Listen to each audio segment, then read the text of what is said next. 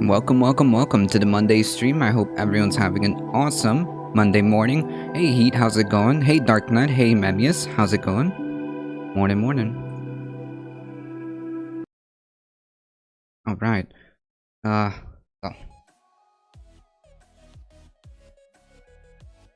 I certainly am feeling a little bit better. But we have it's been quite the weekend. First of all, I want to give a couple of thanks.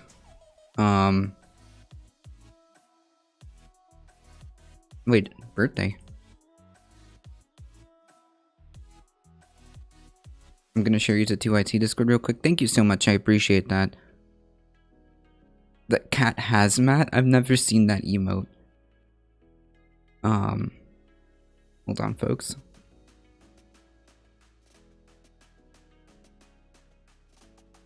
Happy unbirthday, yeah.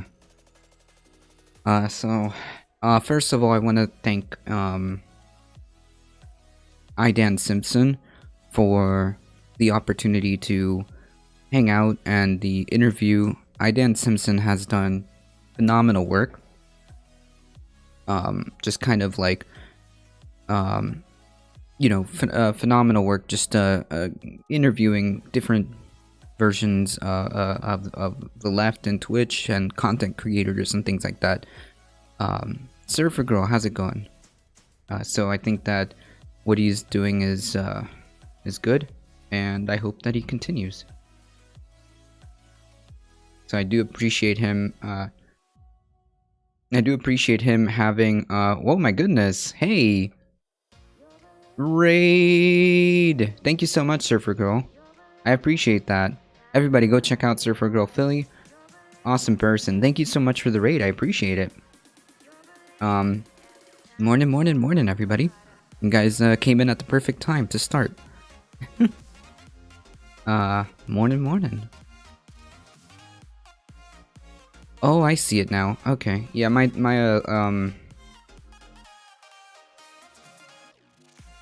my activities are a little bit delayed, but thank you, I appreciate that. Welcome everybody. You guys came at a perfect time. Hey Ambelis, how's it going? We're just beginning.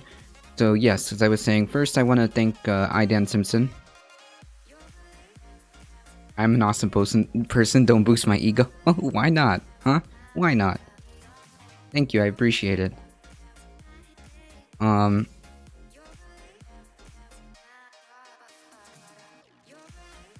So yes, thank you Idan Simpson for doing what you do. Really appreciate it. Thank you also Universal Discourse for hanging out in the chat during the interview. They were hyping up the chat and stuff like that, and I really appreciate Universal Discourse's support as well. They are a phenomenal person as well. I truly enjoy speaking to them, so make sure you guys check them out. And a couple of offline follows: Wendy Nerd, Invincible Queer, Carpenter, Arcade, thank you guys so much, and Mark Monkey and Bleep Blop Ben Saturday for the massive raids. Thank you guys. It's really appreciated. Bleep Blop Ben's community was extremely generous and nice, so I just want to reiterate how much I appreciate that. Thank you, Ben. So yes, today we do have a lot of climate change headlines to go through, and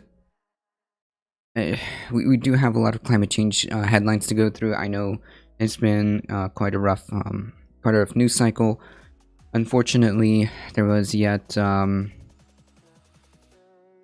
another shooting. There's several shootings. One culminating in a few people dead. That ended up being a ex-detective, I believe, was the person who they're looking for. Horrifying stuff. There's another shooting. I believe they shot at the National Guard, and I don't think they have absolutely no idea at who did it or what was the cause here, but nonetheless, and we found out more information about what went down in the FedEx shooting, which was another horrifying mass shooting. Apparently, it was unfortunately an ex-employee that went off the deep end, and apparently there was a red flag that apparently wasn't caught or wasn't in place, as he originally was deprived of owning firearms but somehow managed to purchase those two rifles legally, which complete failure in that sense. And there was precedent, and there is a reason why your firearms were removed because of concerns, mental health issues, or you were there was a reason why the sheriff's department removed your firearms. How is it that you were allowed to legally purchase the more firearms? It makes absolutely no sense, and clearly a failure on that system to check to make sure that the people who have firearms are the ones who are allowed, or the red flag law that was supposed to be in place, if I'm correct, I may be wrong, didn't work. It's just horrifying. And it was a 19-year-old who just went, it seemed,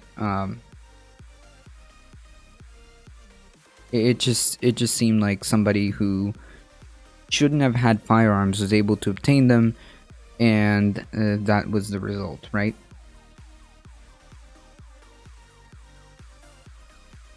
I can't even, this is sad and infuriating. Yes, it is heat. That's why it's hard to talk about it. Indiana doesn't have a strong red flag law. It's easier to buy ammo than it is cold medicine. Yikes. Thank you for the follow, Fat Elma. Like, again, and we had a extensive conversation about this with my co-host. We had a very good conversation about this. So I'll reiterate my position where I'm not opposed to having things that make sense, right? This person, I'm not opposed to having like regulations that make sense and that are fair and effective, right? This person was not supposed to have firearms. They took them away from him for a reason, and somehow he was able to get more. I mean, unbelievable.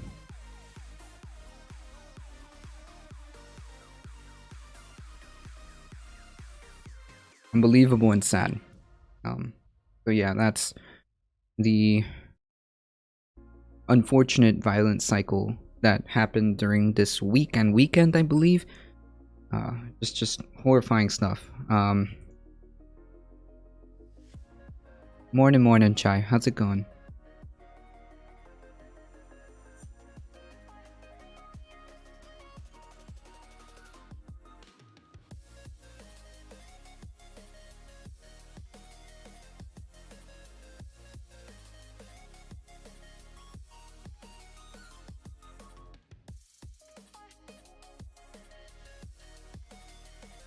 Meanwhile,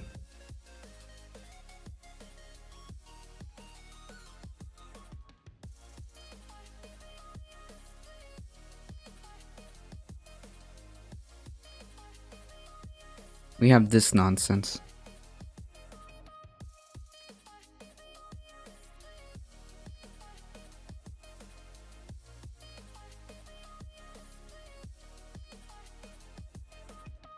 Hey, New Good, how's it going? Welcome. I see you, YT chat. The police never pressed the issue. No judge ruled on it after last spring when they took his shotgun. Okay, wow. But like,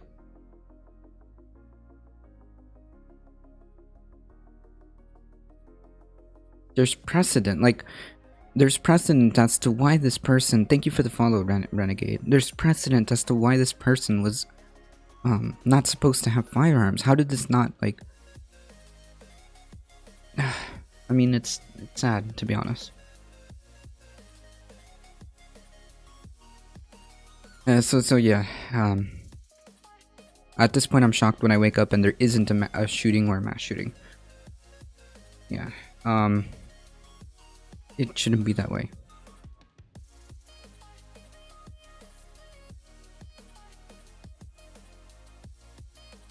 Yeah, and then we have this, right? I mean, seriously. Hey Justin, how's it going?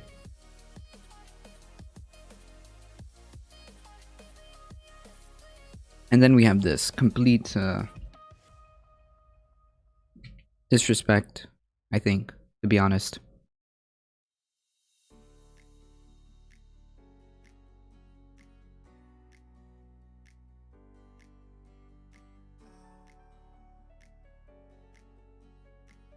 Complete disrespect, to be honest.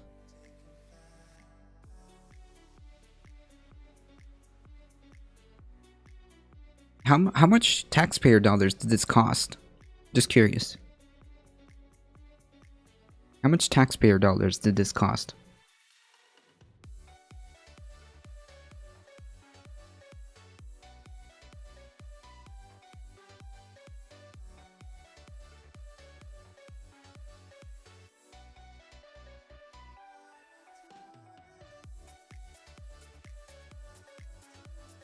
Very troubling. Oh yeah, send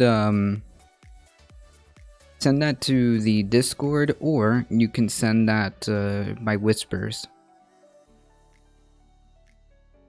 Can you explain what we're looking at? Assuming the main purpose of the flight was another reason, the cost is negligible. Yeah, but this is like, why do you feel the need to do this? So just look at the right hand side there.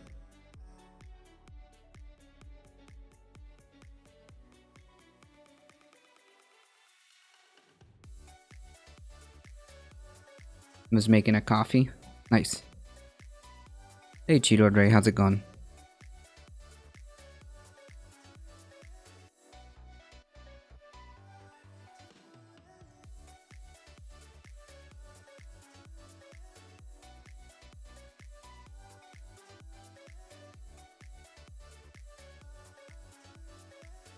Yeah, so we'll have the climate change stuff on cue.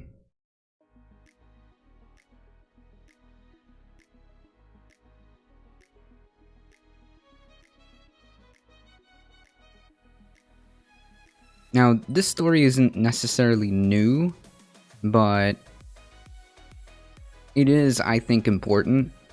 I think it is important to the argument of raising wages to living wages, and the reason why that's good, right? I think that's the TLDR of this, right? That is the takeaway from this.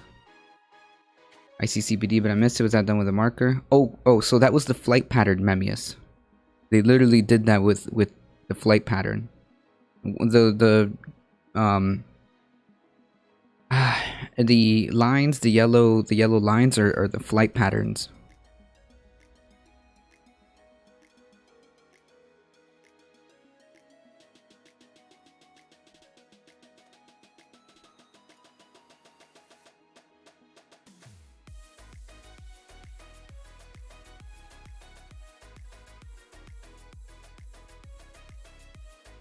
The drone pilot trolling us, yeah.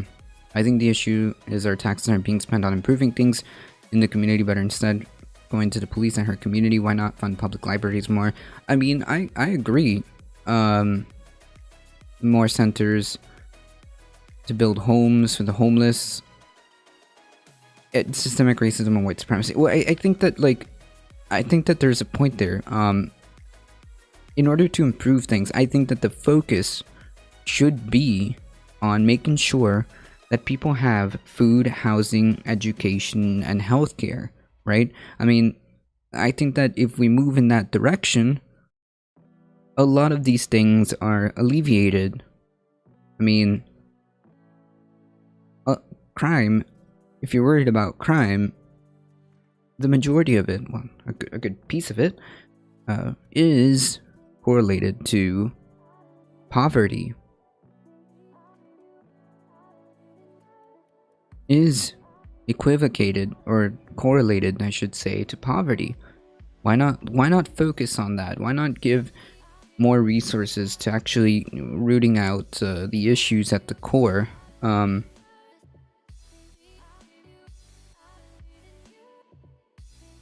Why not focus on rooting out the issues down at their core, right? And alleviating that situation. I think that also making sure that things like the drug war would also significantly improve our situation, right? Significant making sure that drugs are decriminalized and legalized would significantly improve our conditions. I think would be good. I think that's a good idea. These are things that will give us positives, right?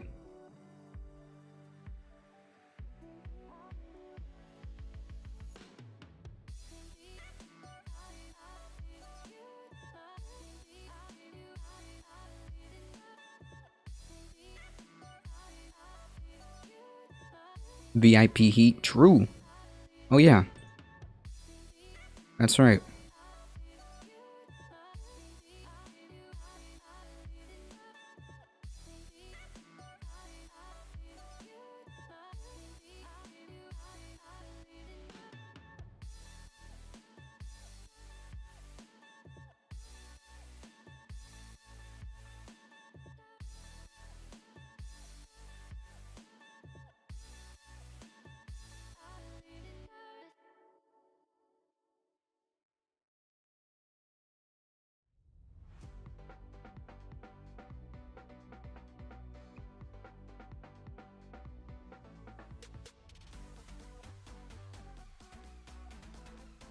If you solve poverty, crime drops tenfold. Yeah, I think that, I mean, it's gonna be a huge, significant chunk, don't you think? Anyways, gotta pop off and get ready to work. Have a good stream. Thank you so much for the raid. Thank you so much for stopping by. Everybody who doesn't follow Surfer Girl Philly should follow them. Thank you, thank you, thank you. I appreciate that. But yeah, I mean, there's a clear argument for focusing on trying to just kind of solve the problems at the root, right? Try to address people's material conditions, try to address making sure people have these things.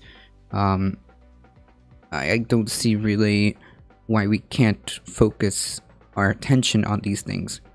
At the end of the day, they're just plain good anyways.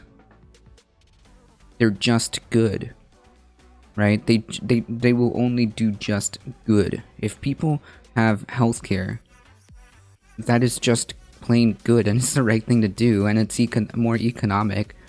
I think in the long run, and there's a lot of positives. It's just all good, so we should do it anyways. Yeah, the TLDR of this article is to kind of hammer home the idea of a living wage, right? Okay, like, that's where we need to start. I should say that's where we need to start. Like, the idea that we can't do a living wage is pretty much at this point absurd. Because, I mean, look, if we take this example, who became a case study in terms of, like, even business wise, just joined in. What is this? I gotta know. This right here is the just kind of furthering, or not furthering, strengthening the argument for a living wage is what I'm trying to demonstrate here. welcome, Wing, the ultimate nug. How's it going? CEO who gave employees 70k minimum wage, that's the minimum wage, says that the revenue tripled 6 years later. A CEO who cut his own salary to give all his employees a minimum wage of at least 70,000 per year says his company's revenue has tripled since he's made the move. 6 years ago, I raised my company's minimum wage to 70k. Fox News called me a socialist. Wait, yes, socialism is when you still own your business. Socialism is when you still own your business, however, you decide to give your employees a living wage. Socialism confirmed. So Fox News called me a socialist whose employees would be on breadlines for earning 70k a year? Oh, okay. Dan Price, the CEO of Seattle-based credit card processing company Gravity Payments, tweeted on Tuesday, "Since then, our revenue has tripled. We're a Harvard Business School case study, and our employees have a 10 times boom in homes bought." So, yeah, it turns out when you give people a living wage, wow, amazing. They're able to own homes, which means that they probably got mortgages, which probably means they're stimulating the economy in multiple different ways. Wow, amazing. And hey, cool, this company is still in business. Damn. Always invest in people. True. Look at that. Amazing. A company that actually invests in its employees, who would have thunk would actually end up doing significantly better, right? And this dude, by the way, is still rich. I mean, he's not Jeff Bezos rich, but he's like rich, okay? And his employees are able to have a living wage. Amazing.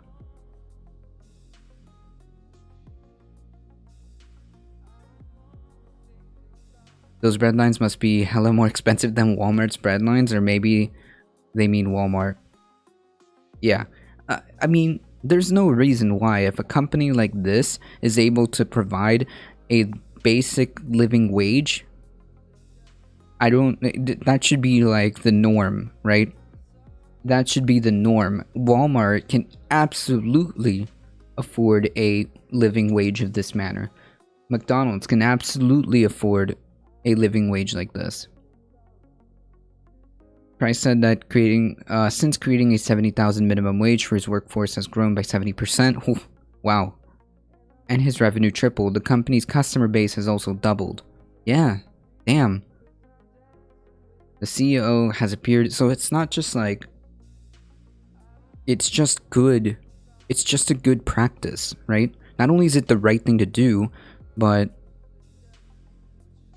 it gives, it's just good all around. Hey, spread it forward. What they need to do is change our attitude from kindly asking these much necessary changes and start demanding them, and demanding that people understand why. Yeah, I mean that comes with continuously trying to prove that this works. I mean, this isn't just a theory, right? This isn't just a theory. It's put in practice. It happened. Okay, there's a case study, a real life situation that is possible. It's not fantasy, okay? It's not some pipe dream that a company can't pay a living wage. It's not a pipe dream. The idea that all of a sudden, if a company pays somebody living wages, that it will go bankrupt is just not true. And there are real cases to point at, okay?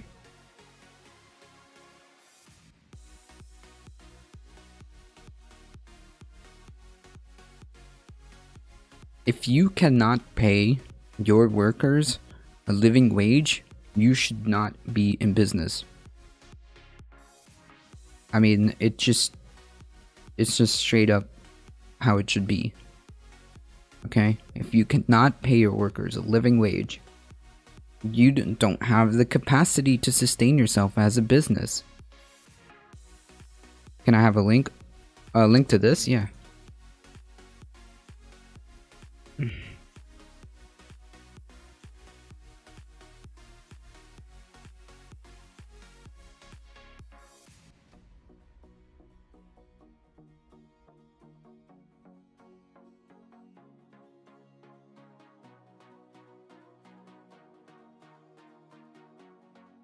I'm feeling that the left is getting bulldozed in the marketplace of ideas because we're too soft in our tone. Well, I don't know if necessarily we're getting like,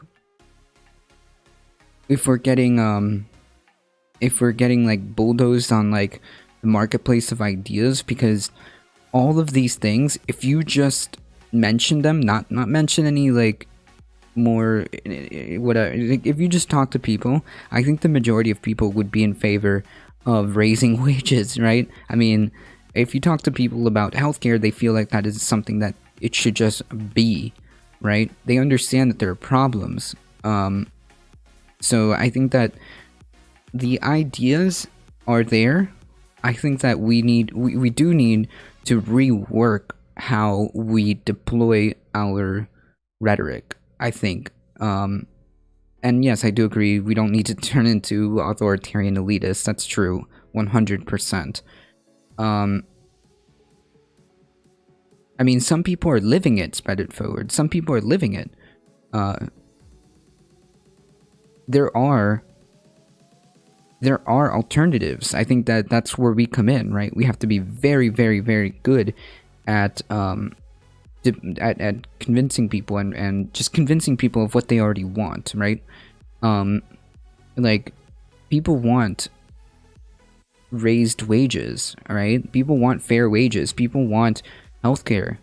I don't think that this is something you're gonna get pushback on when you just talk to people like that. That's almost enough to actually live in Seattle. Ooh. That's the minimum wage. Most people in a one-on-one environment would want more, but in the grand scheme, our ideas are looked as utopian or some shit. Yeah, and I totally get that. So this is why these things are important to bring attention to, because this isn't a utopian concept. It's being put into practice, right? A basis minimum wage of 70,000 is perfectly affordable, right? It's perfectly affordable. So it's not like, this is to hammer down the point, this isn't some ephemeral utopian thing. It's being put into practice.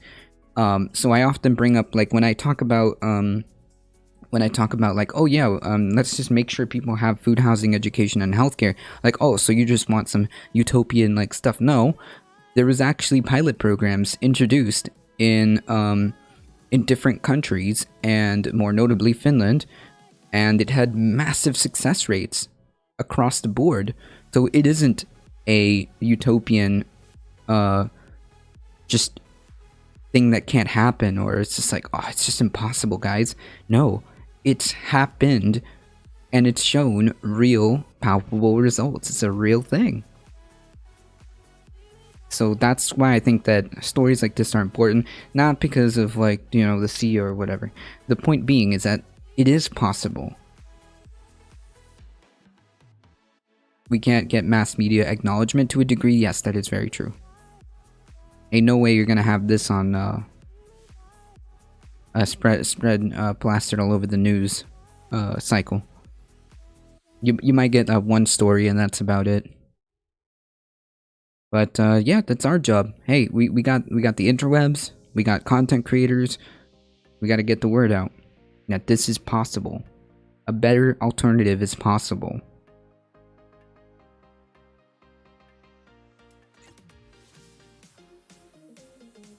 The whole point is to always progress, right?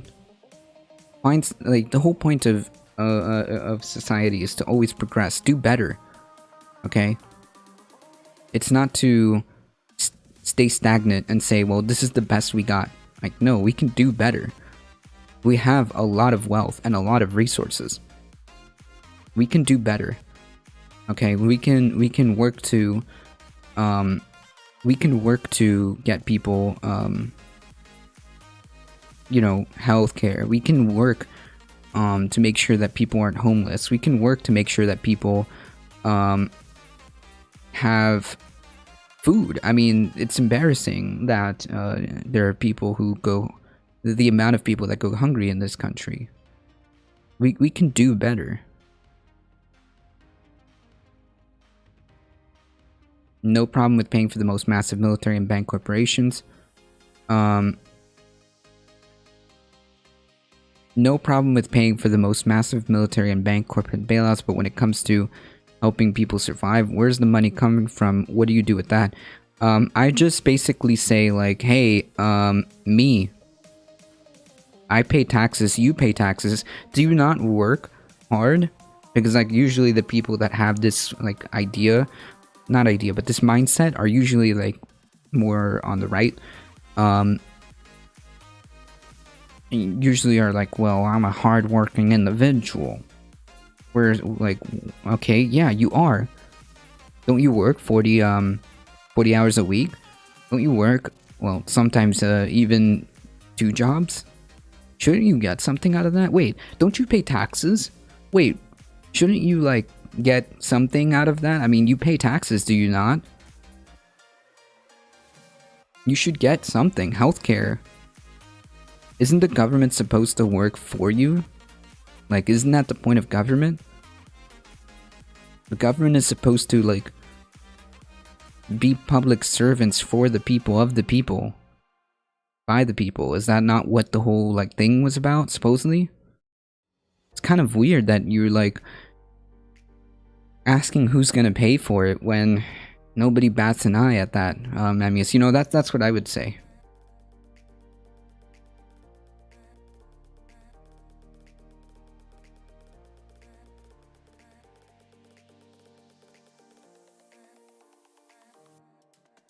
Keeps the sheep in line, true. I also think that setting a specific number to the minimum is a bad idea because in time that number will likely deflate in value and we'll be asking for more. I think we should have direct demand such as worker ownership or at least more workers on the board of directors. Yeah. I mean, I talked about this, well, I've said this before, but I talked about this on Dan Simpson's podcast. How about we deploy programs, pilot programs for funding worker co-ops? How about that? How about in obviously firms that are now traditional firms, we have workers who have a voice on what they do? Sure.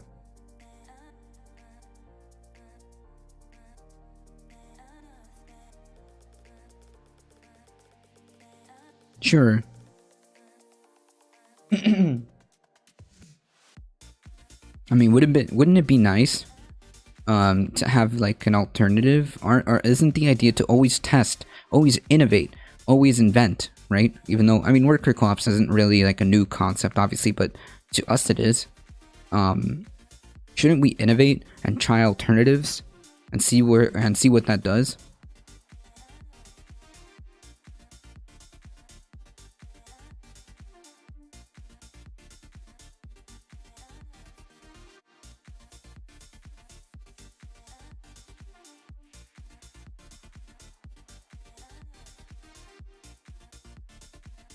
I'm begging for some understanding and community growth when we're more fiery and outspoken in real life. Yeah, I suppose, but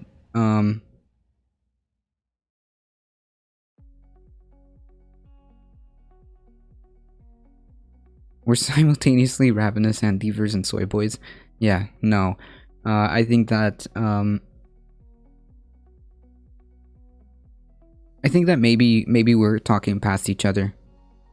Like, I understand what Spread It Forward is saying, but I think that we should just say what we think and what we feel and offer, and when we are ready to talk to somebody and ready to provide the solutions, we gotta be very well versed and like ready to be like, okay, look, this is real, this could happen. This could happen. Look at this. Look at this example. We have a case study for like yeah, and I can't imagine, it's so bizarre that this is a case study, but hey, look at that. It's a possibility that, hey, businesses do just fine when they pay a baseline. Okay? Businesses do fine when they pay a baseline of even 70,000, right? And in fact, it actually made them more money. They actually made them more money. So where's the argument? Where is the counter to that? You can't tell me that it's a bad business practice, because clearly it isn't. You can't tell me that they can't do it, because clearly they can. Clearly they can. They absolutely can and have afforded this. So where's the... You see, it becomes like very hard to argue against this. This is a real life scenario that's happened. It is happening. This is very hard to argue against.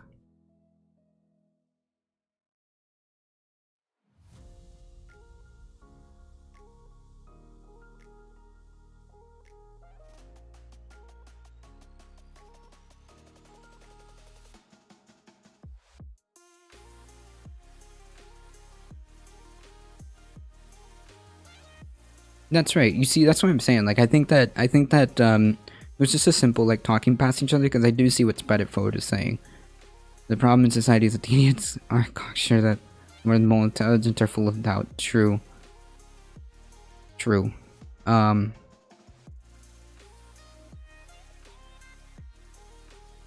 Right, which is what I'm trying to do, Chai, is to show that, you know, hey, it's not exactly out of the realm of possibility, right? And here's what Justin sent me. We were talking about earlier how just horrifying week culminating in the weekend of just horrifying incidents back to back.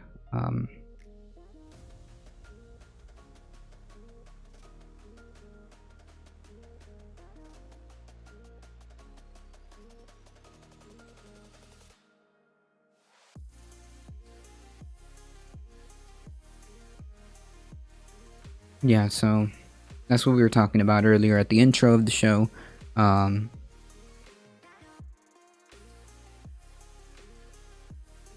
Just horrifying all around. Yeah, so just to illustrate that it is possible. Oh my goodness. 2020 was insanity to... Jesus. A better system is possible. There is a world that is currently being, you know, it's true. Look at this. Turnover? Oh my goodness, stop. I'm actually curious to see what that video is. Revenue tripled, headcount grew 7. Oh my god, okay. Customer base doubled, babies had by staff grew 10 because they could afford it. 70% of employees paid down debt. HomeSpot employees grew 10%, 10 times. All of this is all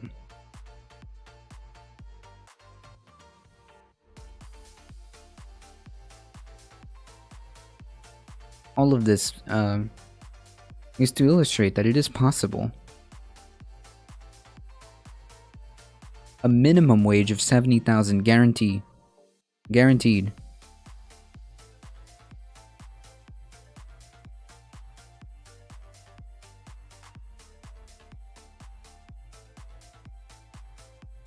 Wanted to announce today is we're going to have a minimum $70,000 pay rate for everyone that works here.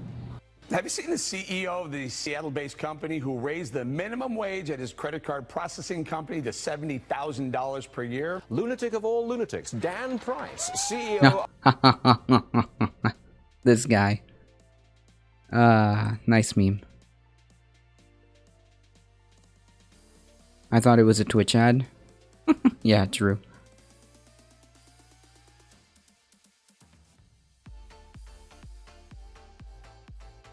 That's true, Chai Bureaucrat.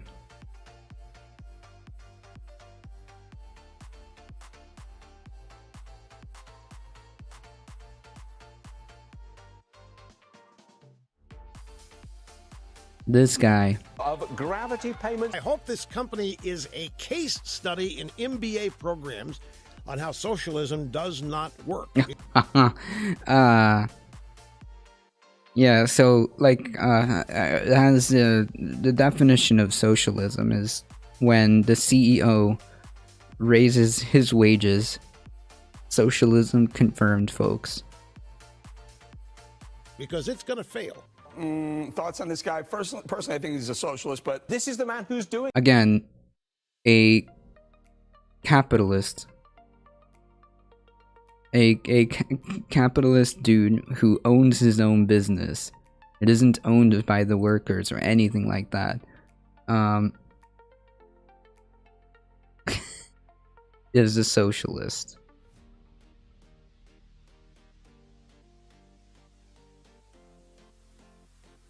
Yeah, because again, socialism is when you increase wages for your workers, and then and socialism is when you increase wages for your workers, and then you give a surprise Pikachu face when it turns out when you invest in people, it's actually good for your business anyways.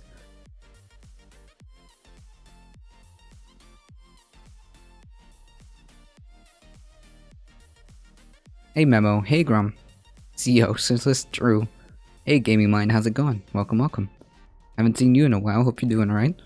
Socialism is all the bad things I don't like raising workers' wages, correct. it.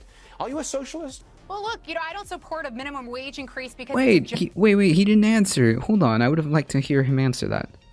job killer, but he's a private business owner. If he wants to do this in between hugging trees, I have a hunch we're going to know Dan. Yes. Private business owner means you have to be as ruthless as possible to your employees and pay them as little as possible. What? That doesn't make you a good private owner. That's not a good private owner. Trees are badass. True. Doing well. How about you? I'm hanging in there.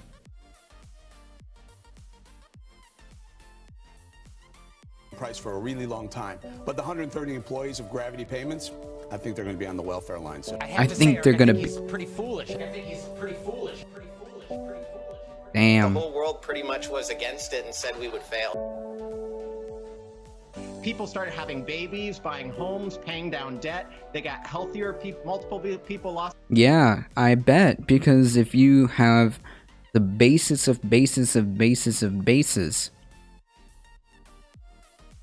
amazingly, wow, a lot of stuff improves your health because all of a sudden you are able to not only afford, which is a weird thing, but in this country, you get the healthcare that's not like a problem for you.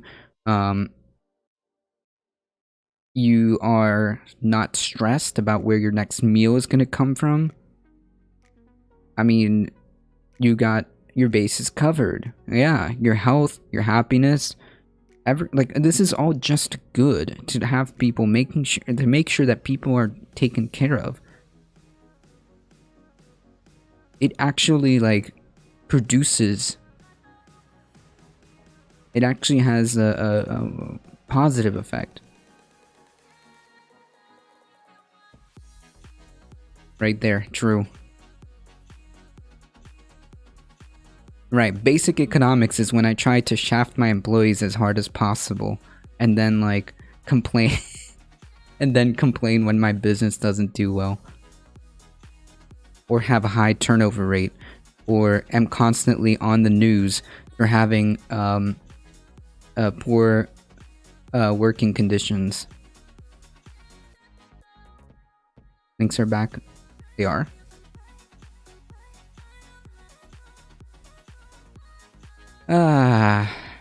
Here, I'll show you. Oh, I wanted to get them.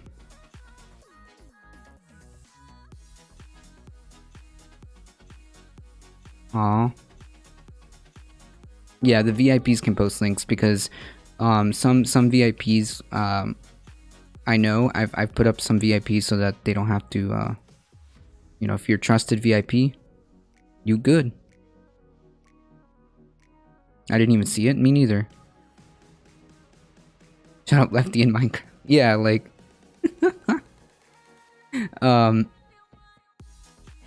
damn.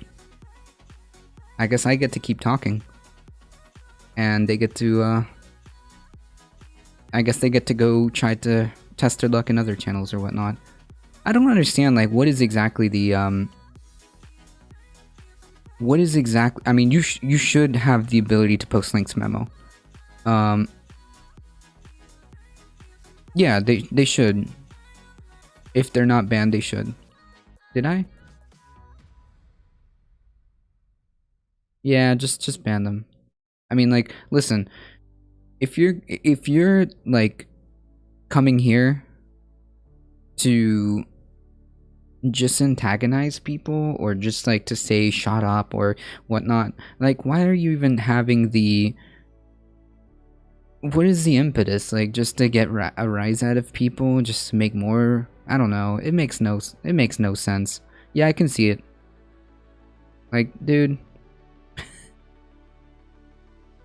I hope you find something productive to do with your life, okay? I hope you do. Lost 100 pounds, beat cancer. Home ownership skyrocketed, especially first-time home ownership. We had 70% of the people at the company report They that need they'd attention, paid down yeah. debt. Happy employees Sad. make a much better company. For the second time, the CEO of credit card processing company Gravity Payments is slashing his salary in order to raise the pay of his employees. 3, 2, 1. We purchased a company in Idaho. Damn. And he's still incredibly wealthy. Amazing, folks.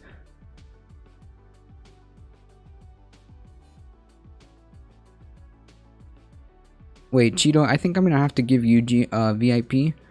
So that you don't have to go through that. Hold on.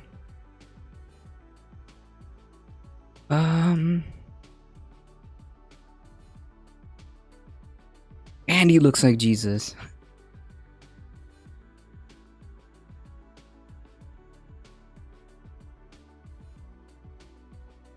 Because you've been here quite some time, and I know that you've never tried to post any bad links or anything like that.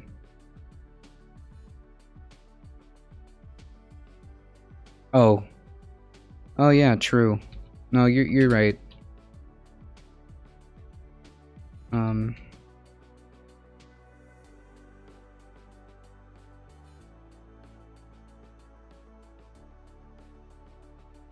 I think I got it. Wait.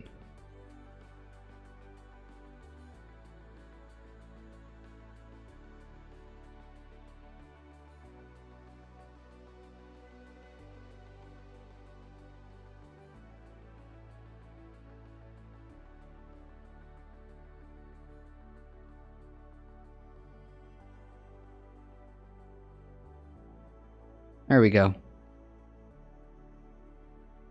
Oh, you were just memeing? Dang it. Diamond revoked. Diamond revoked.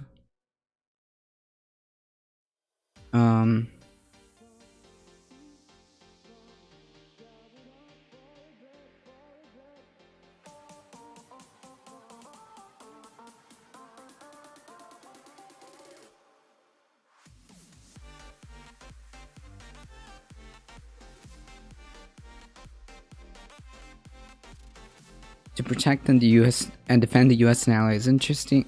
Wait, so what? Space Delta 2 monitors and catalogs those objects to protect and defend the US and allied interests from and to space. What? We're defending from space?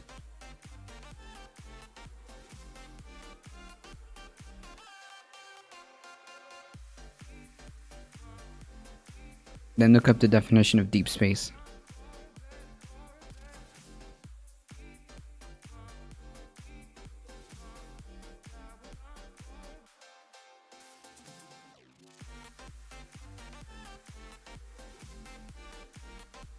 Yeah, correct. Like, what is exactly, like, what?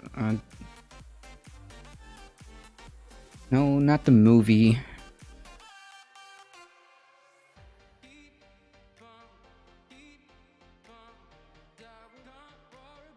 $2 million kilometers? Hey, thank you so much for the tier 1 subscription. Chai, thank you. Chicago Bureaucrat, thank you. That's literally the flying spacecrafts.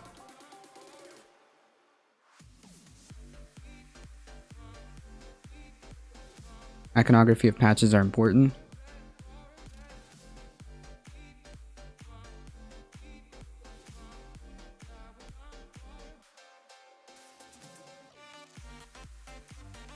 I mean, cool, but I don't know, like, what exactly we're defending us from and our allies from.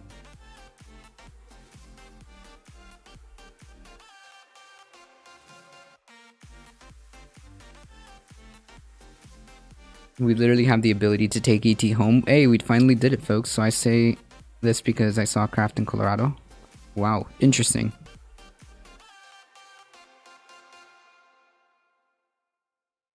I've also seen like 2 million kilometers. Yep.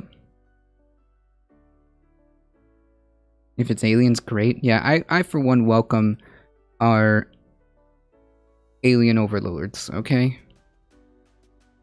It's more likely human? Yeah, probably. I for one welcome our alien overlords. Yeah, so the TLDR of this article is that there is a better system. We can increase minimum wages. There is a real tried and tested case. I mean, this isn't the only company that's done that, but it's one that somehow has captured the media's attention. So I feel like it's to be reiterated that it is possible to raise the minimum wage. It is possible to treat your employees like, I don't know, human beings. So yeah, we should be moving in that direction. It's clearly a possibility. Why shouldn't we progress? Why shouldn't we treat people like human beings? I think I think that and we should do it now. We can. That's the point of me bringing it up. We can. ADT Posadas? No. That's my point. We can. There's no argument against it, right?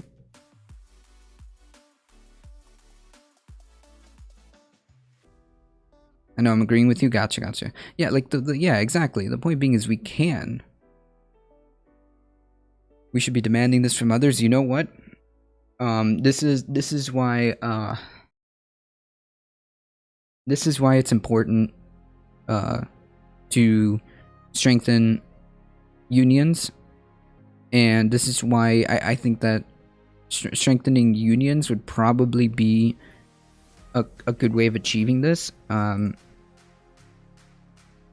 Unionization is key, because if it's not happening in terms of like, in this case, the CEO decided to do it because he is he's like he did a good business move for him, right? But not everybody thinks that way, or not everybody's set up for that. So in terms of like how they believe, so I think that in order for us to kind of like tip that scale, I think that unionization is incredibly important, and that's how we can get more concessions like this. Hey KTS Shine, how's it going? Welcome. Alexander the Great, how's it going? So that's one way of going about it. Spread it forward. It's one way of going about it. I mean, our unionization rates are abysmal. I think we're at what, 10% of the workforce is unionized. I think that's one way of adding a counterbalance to that. And Another is to continue to blast everywhere and anywhere, and stories like this, like, hey, you know what, a better system is possible, and then take it even more. We're like, hey, you know, it's kind of weird that, like, you work so hard and don't really, like, necessarily own the fruits of your labor. How about we start talking about an alternative to these things? What about having pilot programs to invest in worker co-ops? Would you wouldn't you want a system, or at least wouldn't you want a data on a system where you could actually own the fruits of your labor? And even though, you know, we're and on top of that, isn't it a little weird that you don't have really much of a say in what happens at your workplace, right? I mean, shouldn't you have a vote at least to what happens in your warehouse and what you do? Like, you should have some type of voice if you're gonna do this job. These are things that we should be asking ourselves. I think that alternatives are possible. We as workers are getting pushed. I think that, yes, worker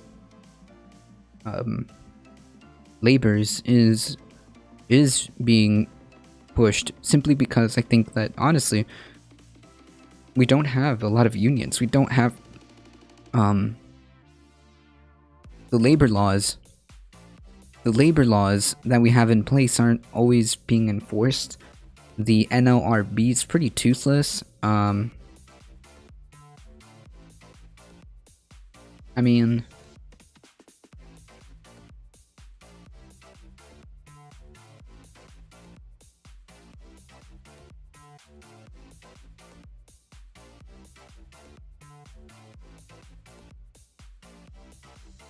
wouldn't it be nice to have a dictatorship of the proletariat, though? Yeah, I think that will... People won't go for that, though. I think that you can say you should have a voice, and maybe you should own the fruits of your labor. Wouldn't it be nice, though, like, to own the fruits of your labor? I'm speaking, like, rhetorically. I think that having more democracy in the workplace is a good thing. I mean, I'm in favor of democracy, aren't you? You know, things like that, I think, are rhetorical tactics that are best used to try to get people to understand that there are, or to begin questioning and asking, are there better alternatives? How can we progress? How can we make things better? How can we move forward? So yeah, I think that these things are the questions that we should be asking. How do we move forward? Why is it that you don't have really much of a choice in your workplace? Why isn't there programs to see what would happen if we have, like, worker co-ops? Like, what are the impacts of that?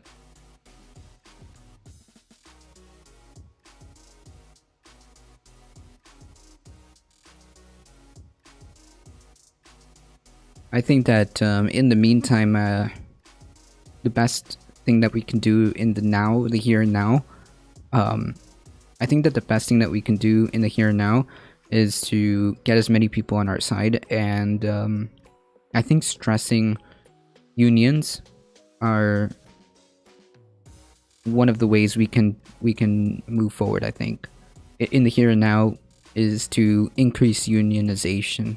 In terms of, like, labor, I think that in terms of labor, the thing that we can focus on the here and now is to try to get people to unionize. I think that would do that would start moving things in a better direction. Yeah, I think that that is a good place to start, is attempting to increase unionization. I think that's where we should focus on, like, at least for the things that we can do in the here and now.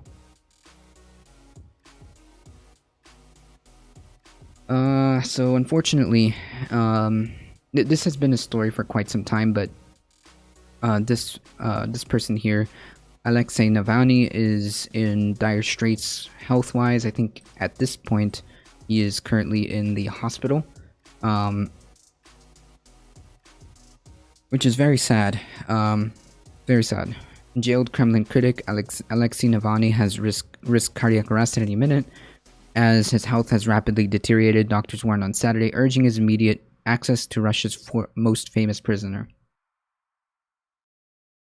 On March 31st, Vladimir Putin's most prominent opponent went on hunger strike to demand proper medical treatment for back pain and numbness in his legs and hands.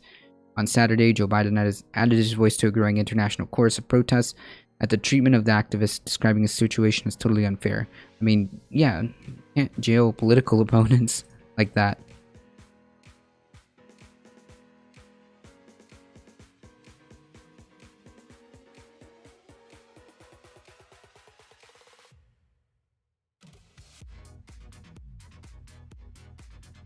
Is there a way you can translate that to English? Because I have no idea what that means, if that's good, if that's bad, if you're just saying hello. Can you please, like, retype? And, you know, I don't mean any offense, I just can't understand it.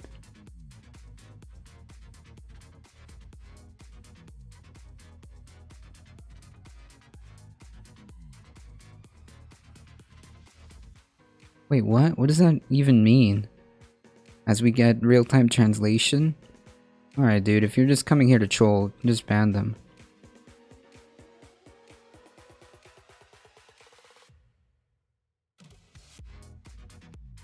Where is it?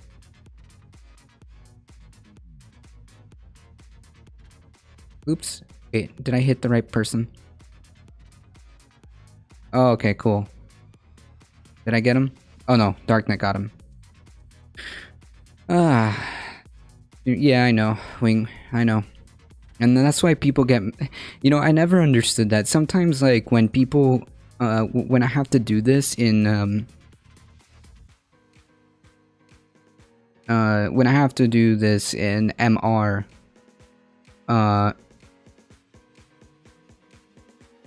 when I have to do this in MR, people get mad.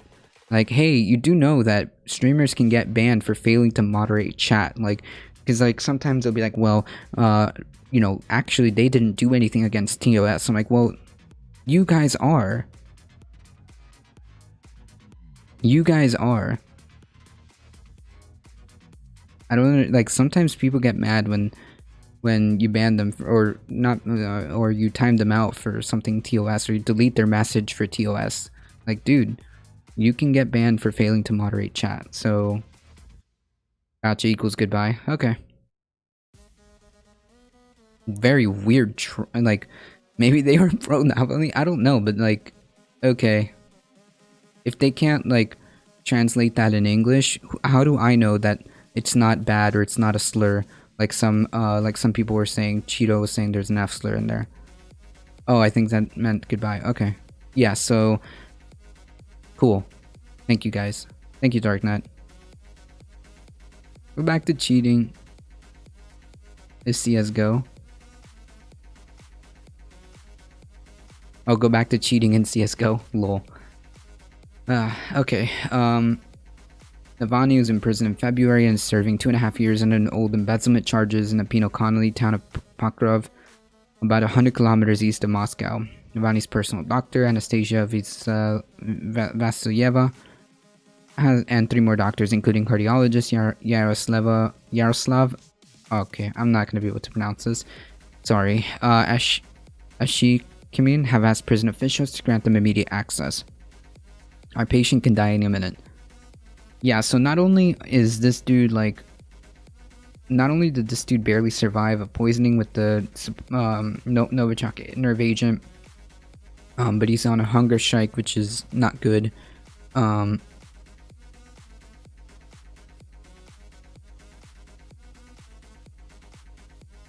Not good, and hopefully he gets the care that he needs. And yet another illustration as to Putin's authoritarianism.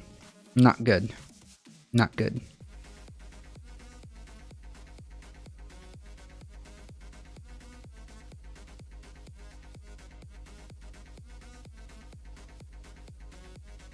Alright, folks.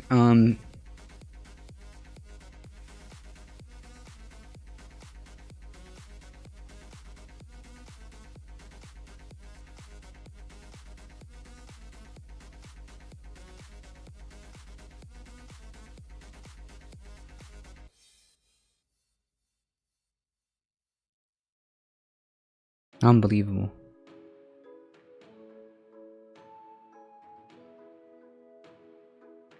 So, this is to illustrate how and where we're heading in terms of climate change. Google Earth now shows you the consequence of climate change for the past, this is 37 years, okay? This is 37 years, okay? That's not a lot of time. That's seconds. In the grand scheme of things, that is seconds, okay? That's fast for a glacier. Yes, that's true. So just to illustrate the severity of the issue, again, for the umpteenth time, and I will continue to do this, before I start mouthing about John Kerry, I need to make sure that people understand and continue to hammer down the point, the severity, and the time frame of the situation.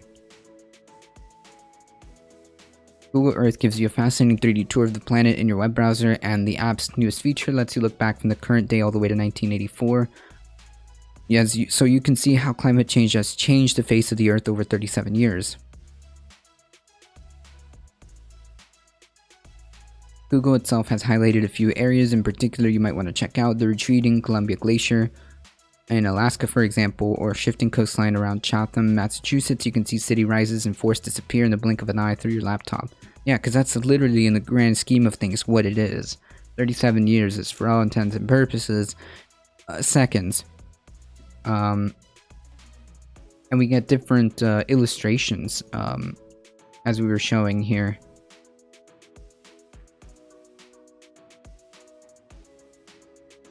I mean, just right before our eyes. 37. That's not a lot.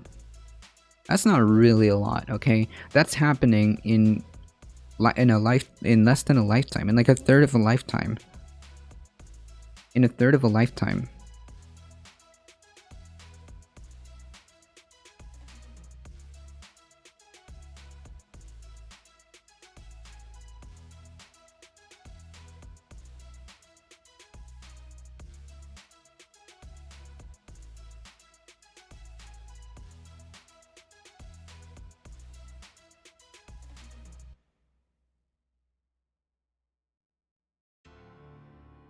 We will be fine. BP has said they will, by 2050, have gone over to natural gas and planted a metric fuck ton of trees in Madagascar, so we are Gucci. True, that's how it works. That's how it works.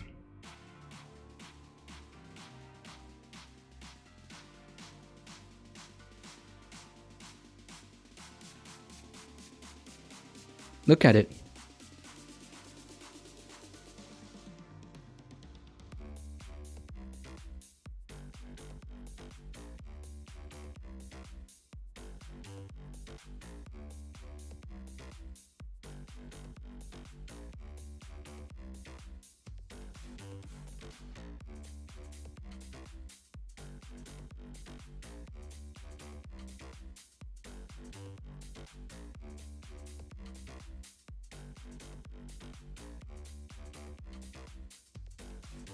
And you can see cities rise and forest disappears in the blink of an eye through your laptop. Yeah? In real time. We're literally watching as our own species is wiping out the life of the entire planet, geoengineering itself to existential collapse. I can't help but feel completely helpless to what's to come. Yeah, well, I don't blame you.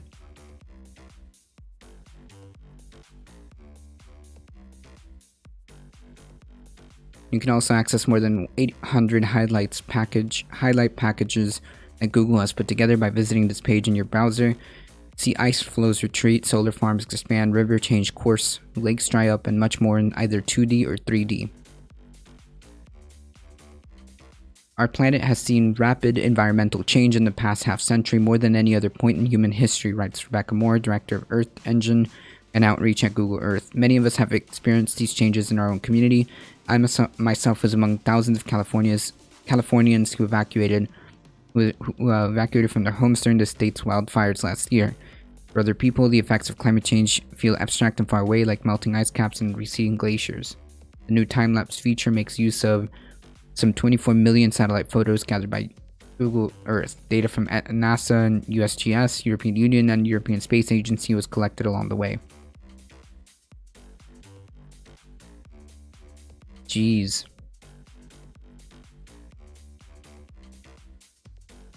$2 million processing hours were needed to process the 20 petabytes of imagery into a single 4.4 terapixel sized video mosaic.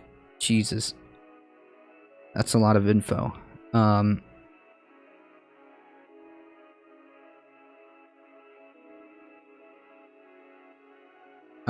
Interesting. Use carbon neutral, 100% renewable energy matched data centers for the job. I want to believe them, but sure. The new imagery is free to access, unlike the rest of Google Earth. It's well worth exploring how our planet has changed over the past 40 years. True. It's not quite the same as visiting these places for real, but it can bring home the scale of damage that climate change is doing, from widening deserts to strengthening glaciers. Yeah, this is the TLDR of that, right? The TLDR of that is we can see that we get a 30,000 foot view of what we've done.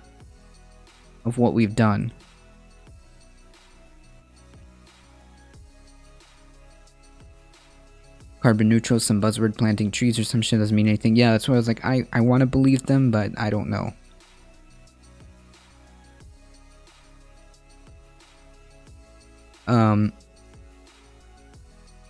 Given corporations' very, very trustworthy track record, I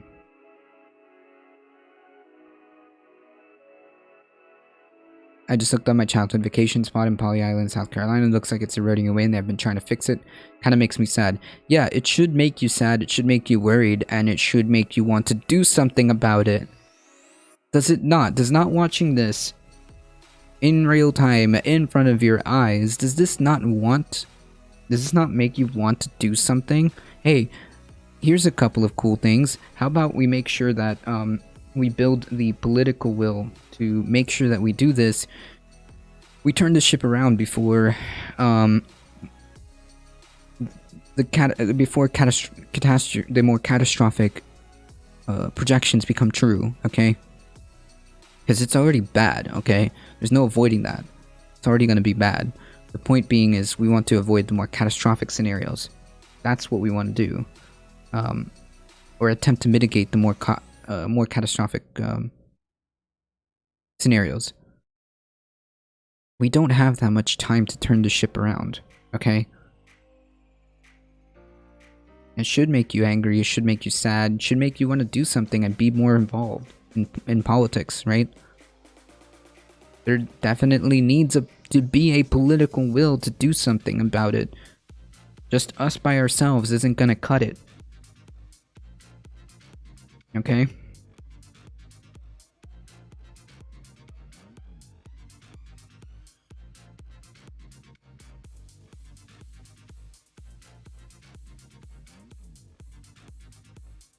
The evidence is right there, exactly. But science is a lie.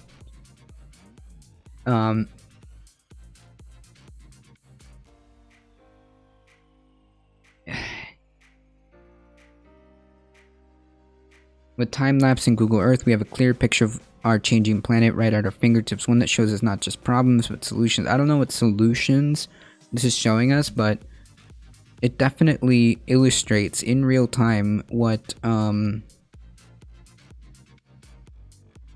it looks like, what our actions have done.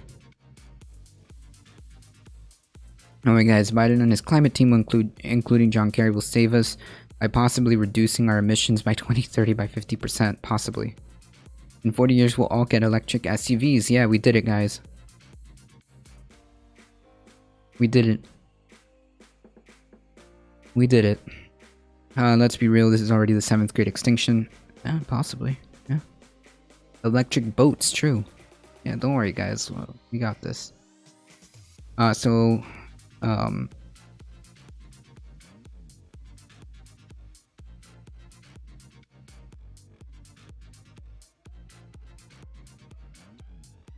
A68 iceberg that became a social media star melts away. I have a problem with the framing of this because, hey, this isn't like some social media craze, okay? This isn't like, I don't know, maybe I'm just reading too much into it, but this isn't like cute, right? This isn't cute or to be mentioned in this way, right? I feel like it gives the wrong impression because unfortunately a lot of people don't read past the headlines, okay? A lot of people don't read past the headlines. I don't feel like this is an emergency when I read a social media star melts away.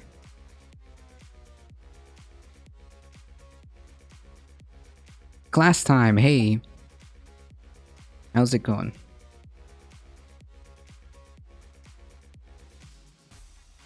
Most of Florida will be very expensive. Will be a very expensive underwater museum the state owns and operates in 2040. True.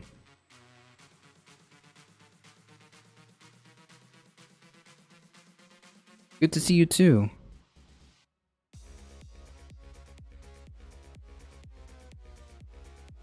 Come on.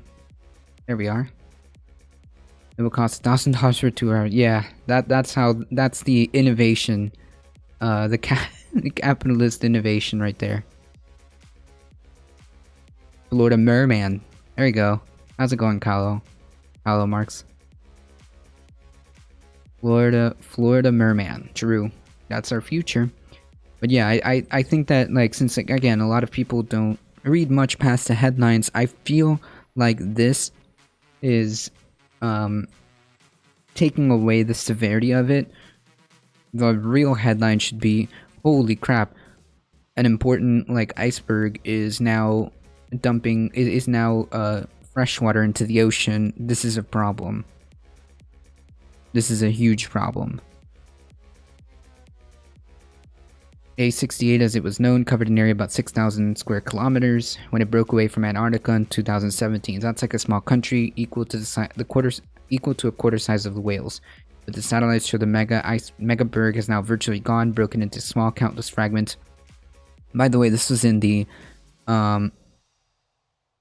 span of what, 4 years? Yeah, about 4 years. This is in the span of 4 years. Okay, just to give you the time frame. This isn't some ephemeral thing that's happening in a couple of generations down the line. It's happened in 4 years, roughly.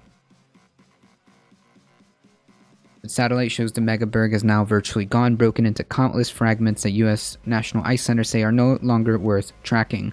In other words, all that fresh water has melted and added to not only sea level, but even further, even more worrying is the continuous freshwater and desalinization, or I don't know. The point is, there's too much freshwater being introduced, and that's gonna throw off a whole bunch of other stuff if this continues. Too much freshwater being desalinization. Yeah, exactly. So thank you. And it is terrifying. That's the problem. Okay? Yeah, sea level rise, huge issue, great. But there are further domino effects that desalinization has on the ocean. The ocean is incredibly important, okay? Incredibly important and incredibly crucial for us if we're ever going to have a chance at avoiding the more catastrophic stuff when it comes to climate change down the road, right? The ocean is important. Without it, and if we continue to not take care of this, this is going to be a tremendous problem. Again, the impacts of climate change aren't just that summers are going to be a little bit hotter. No. It's looking at food shortages, water shortages, weather patterns that are completely off weather patterns that are completely off base, natural disasters that destroy and kill people, conflicts that will arise at when people start running out of the ability to create to grow food. Conflicts will arise when people won't have the ability to get water. I mean, okay. Hey, Yellow King, how's it going?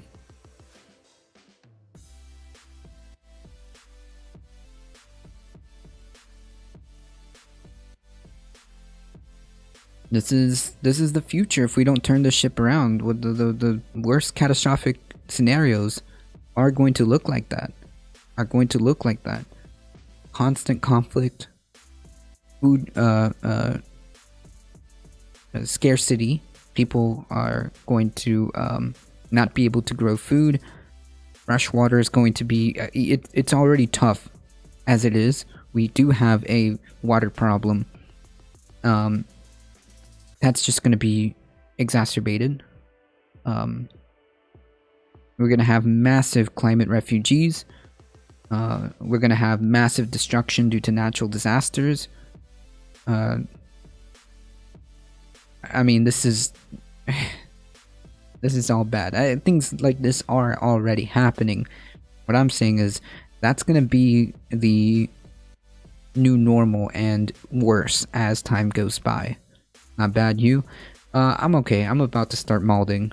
But I'm okay. So, yeah, this is... It stands to reason that people should be angry and sad and terrified. So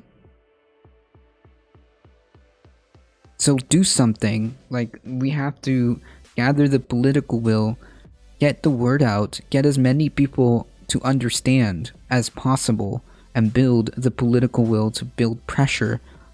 Otherwise, we are screwed. Because we can't just do it alone. I don't know how else to put it other than we're screwed if we don't do something.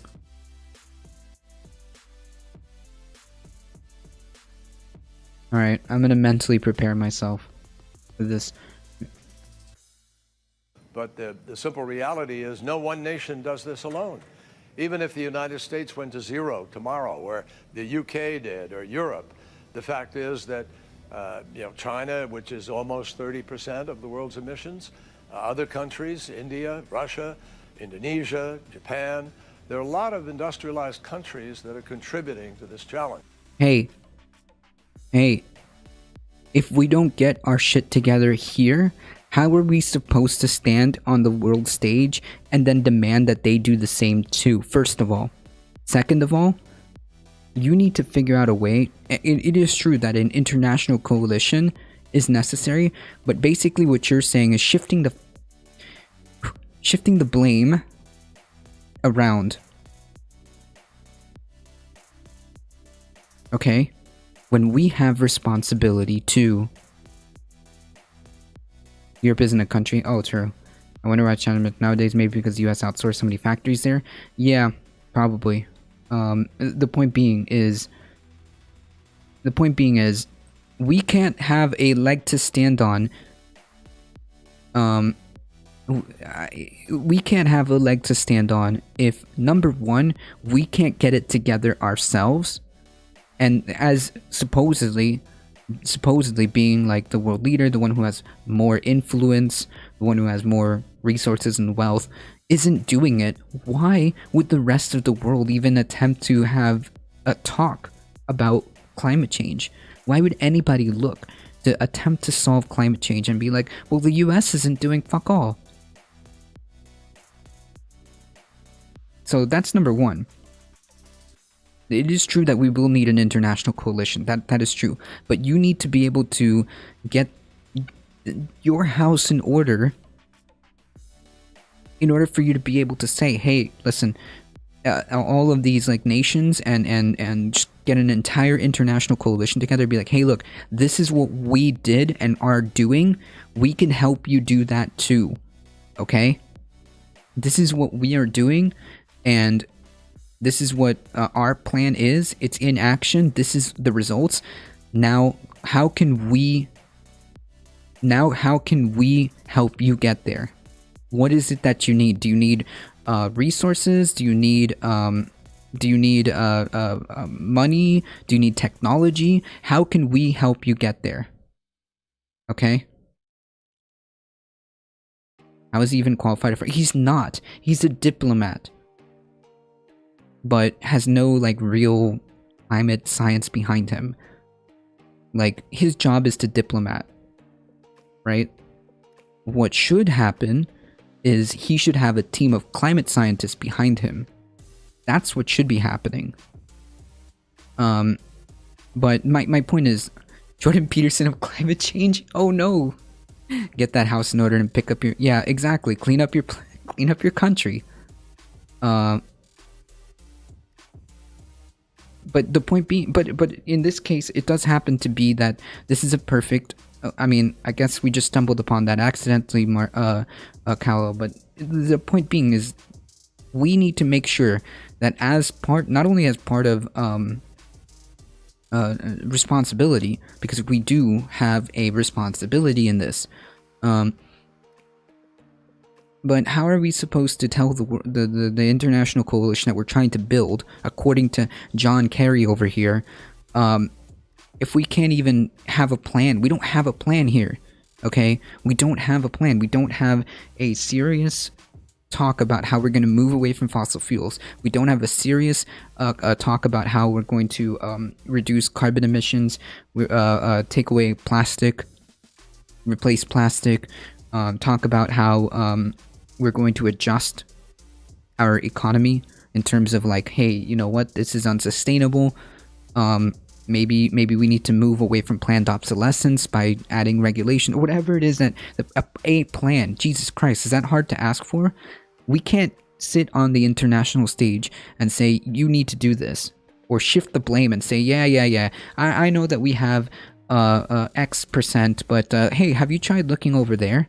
Hey, have you tried looking at that country? Holy crap, this is so unbelievable and unproductive. Okay? Climate change is going to affect us all. We all have a stake in it. Jesus Christ.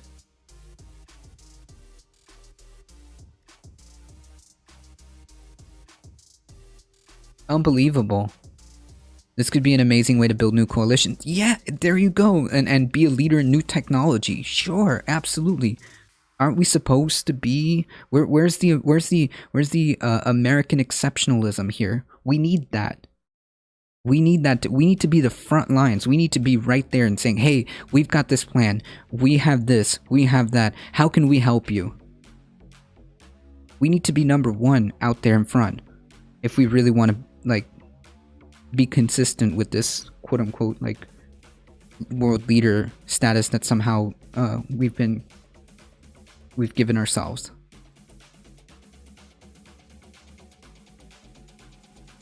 And instead, yeah, they're fear-mongering between countries. Like, Hey, this is going to affect us all, so this is not the time to be pointing fingers. 20 nations, all of whom are invited to President Biden's summit, are responsible for about 81% of all the emissions. Okay, but you can't start talking like this if you don't have a plan here yourself. People aren't going to take you seriously, nor are they going to feel like they need to do anything about it. So to solve this problem, those 20 countries have to lead the way. We recognize that responsibility. That's a good We point, are Dark Knight. Very That's true. Sorry That's for true. The last 4 years with the president who didn't care about science and who didn't have a real That's true. rationale for pulling out, but he was the only president in the world, the only leader in the world who pulled out of this agreement. Stop. President Biden said the first thing- Stop. President Trump was horrible on climate. Okay? He was moving us in... he was regressing any minimal steps that were in place in terms of like regulations. He just tore those regulations apart. He was abysmal. Hey, he's not the president anymore. Holy crap.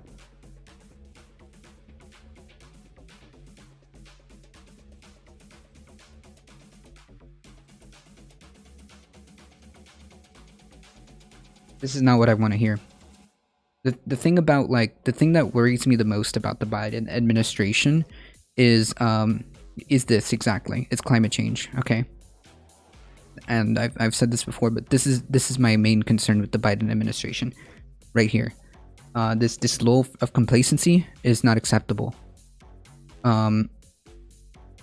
This is not acceptable, okay? I know he's done some good stuff in terms of like making sure people have extra child tax refunds.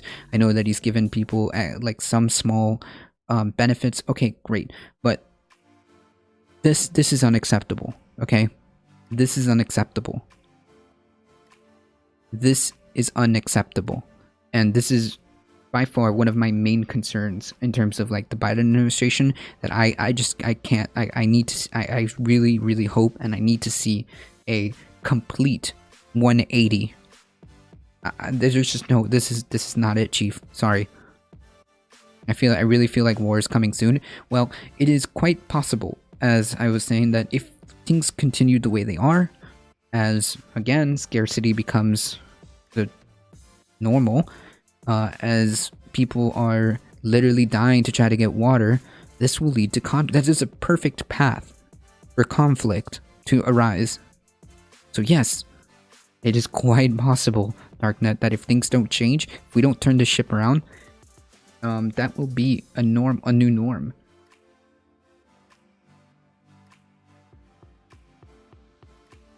And yes, that is a good point. We can't build coalitions with countries that we're dying to go to war with. Like, we can't say on one hand we need to work together, on the other hand say that, pointing fingers and antagonizing.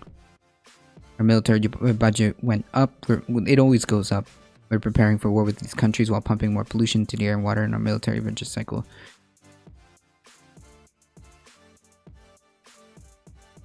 Let's be honest, it's probably already too late. Well, things are already locked in, Ambulance. What I mean is the more catastrophic predictions.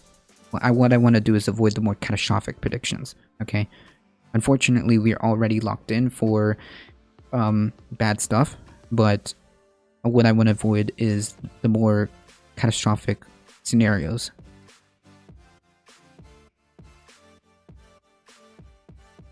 Right, and then yeah, exactly, Darknet.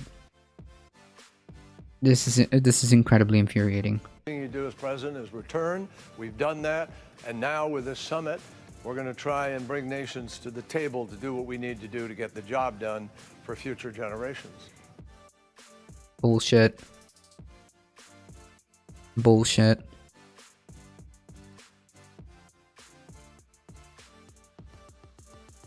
Bullshit. We can't sit on the international stage and talk like that. And we still emit and have absolutely no, there's no action being done here.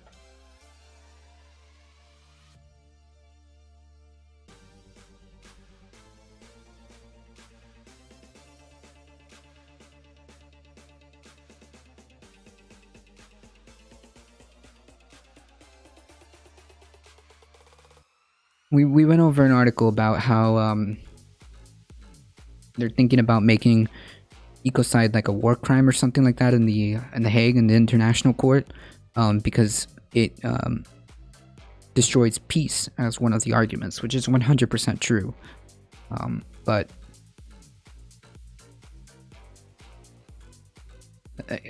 unbelievable.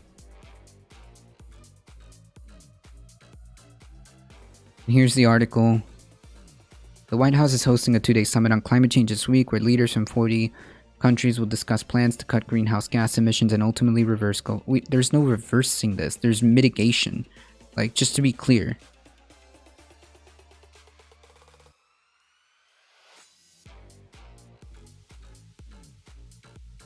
The summit highlights the U.S.'s return to the Paris Climate Agreement, and it is the Biden administration's first major opportunity to reestablish the country as a trustworthy player in international climate diplomacy. With what clout or with what leg do you sit on the international stage and talk about climate change when you haven't done anything about it? That's my problem.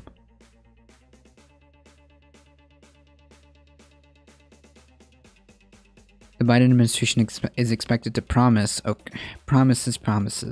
to sharply reduce American greenhouse gas emissions and help poor countries pay for the cost of climate change. That is what we need to do. We need to help other countries. That piece is true. In order for us to have a chance, we need to be able to not only say this is what we are doing, but we also need to be like, hey, this is how can we help you, right? That's where our focus should be on.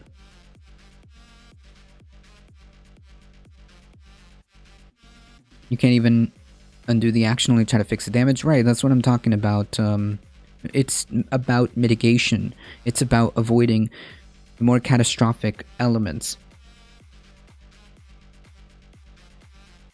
Some kind of science solution to remove massive amounts of CO2. Yeah, carbon negative. Yes, there are some technologies. There are some technologies that are available, but I don't know what the deal is with that necessarily.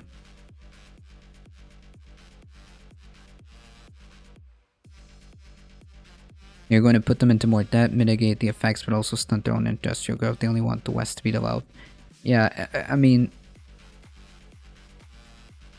whatever it means to help poor countries, it should just be given. Like, this type of situation is not the time to, like, figure out what you can get out of it, right? This situation is, hey, the thing that you're going to get out of it is the ability to have a livable planet. How about that? How about that as a incentive? Does that work? How about that? How about that? That's the incentive. The incentive is, hey, if we help and propagate, like, green economies and new technology for removing ourselves from fossil fuels, how about we address like all of this, all of these issues, and then export that. And our reward is having a hospitable planet. How about that for a reward? A hospitable planet, and maybe incentivize technologies to try to help reverse it where we can. Although, to be quite honest, a lot of it is pretty locked in, but there are things that we can do to make things better. Catch me outside. How about that, Carrie? We could do it, we just don't have the motivation. True, the political will, the incentives, everything. Everything is so wrong about this picture. Everything.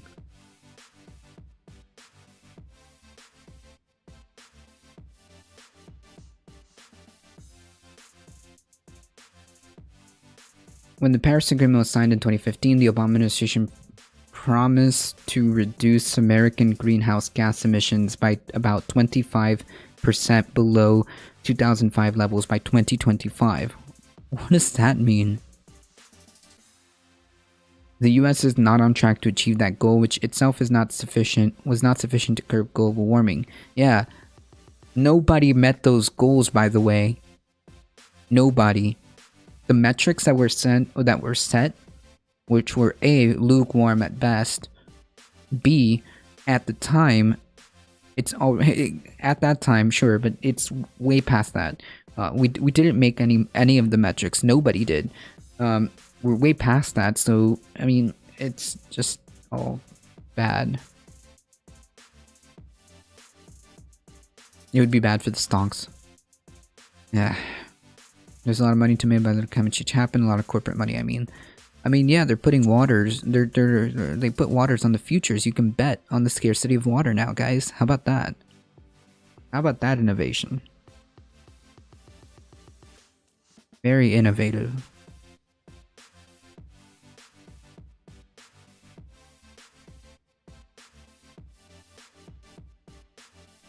America's choices affect the whole planet. The US has emitted more total greenhouse gases than any other country and is still second largest emitter after China.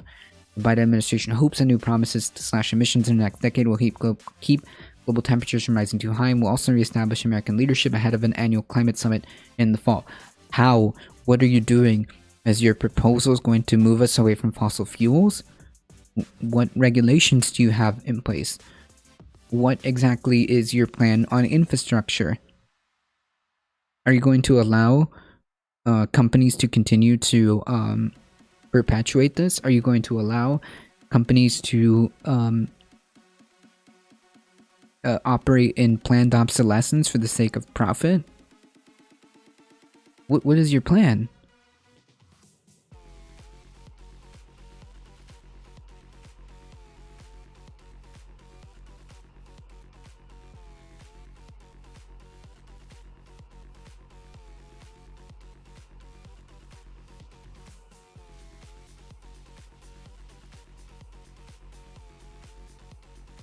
New money making instrument, yeah. Let's bet on water.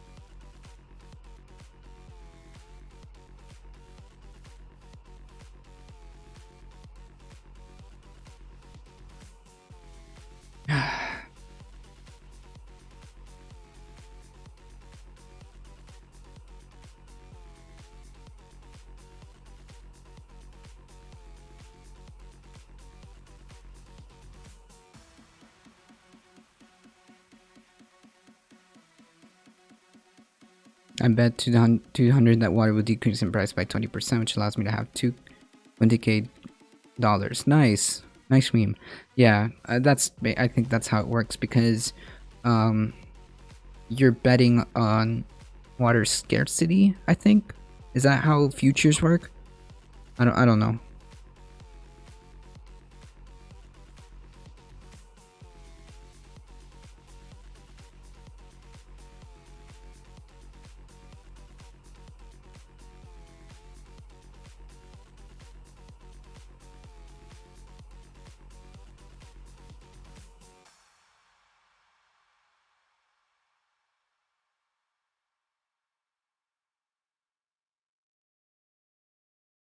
More or less your betting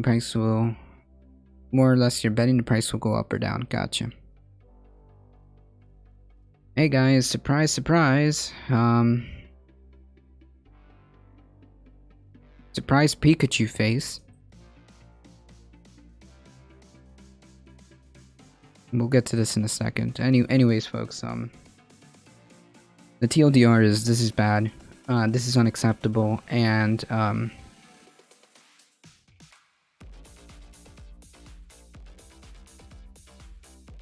underwhelming, to be as charitable as possible.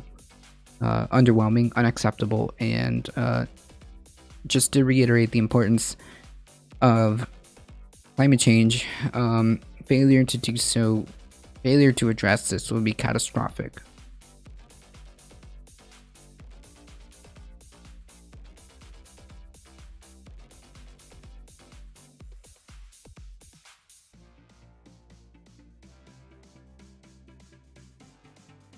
Wow. Surprise, surprise. COVID-19 cases in Florida since spring break have surged, and that's new variants are mounting.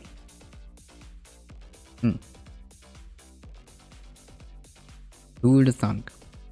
You're technically buying the future crop, let's say 20k pounds of corn, then you sell the contract to someone else at a profit, or you have to pay the entire crop. Damn, I feel like that's horrible. I feel like that's horrible.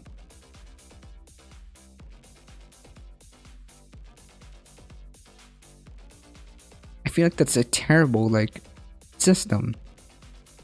I feel like that's a terrible system. Why would, like, why is that a thing? Does anybody else, any other country have this? I feel like that's a very, very terrible system. So if you, wait, isn't this exactly kind of like what happened with like GameStop and like the entire reason why that shouldn't be a thing?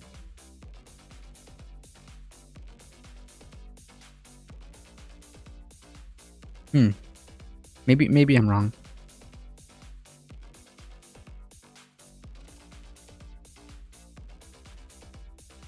Florida variants just dropped radical. The number of COVID cases that involve variants of concern have surged in Florida since the peak of spring break. Wow. Who would have thunk? Who would have thunk that that having a governor continuously repeat that Florida's open for business, everything is fine, come here, have an awesome spring break, nothing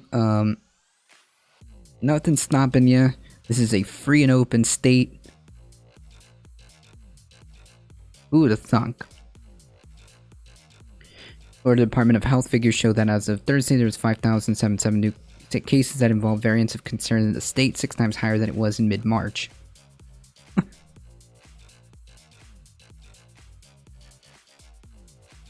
Yeah, it's speculation. Okay. U.S. Centers for Disease Control and Prevention uses the term variant of concern for mutation of coronavirus that can spread more easily or be more deadly, or that appear to make more current vaccines less effective. It has identified 5 variants of concern, and the Sentinel reported that all 5 were found in Florida in the past few weeks. Nice.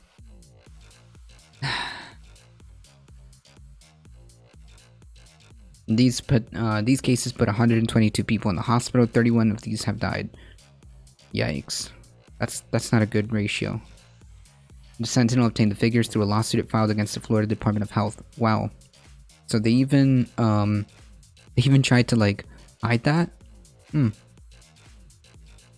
Zinzini Bailey, a social epidemiologist at the University of Miami, Miller School of Medicine, told the Sentinel that the outcome is what health experts feared. Dang. It's like when you don't listen to the experts. Surprise Pikachu face. Damn.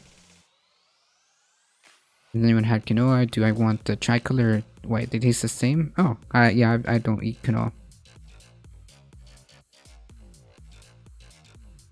Correct, the consequences of your actions, so we meet. Yeah. During this annual spring break, Florida party hotspots were overrun mainly with maskless young people. True. Miami Beach eventually declared a state of emergency and set up curfew, and police arrested hundreds. I think the tally was over 1,000. Over 1,000. This is kind of what a lot of public health folks have been afraid of, that we're trying to emphasize the need for continuous caution as we move forward. Yeah. She also said that it can't be known for sure if the spike is directly due to spring break or lack of restrictions or more generally, but that it looks likely. I mean, well, yeah, if you have like loose restrictions and then you have the double whammy of like your leadership saying that everything's good, it's open for business. Florida's open for business. Yeah. I think that it's safe to say that there's definitely some combination of both that led to this spike. I mean, clearly, loosening restrictions or generally result in spikes, as we've seen. This is not like a one-time thing, but as we've seen, cases spike when restrictions are loosened, and then the double whammy of the spring break.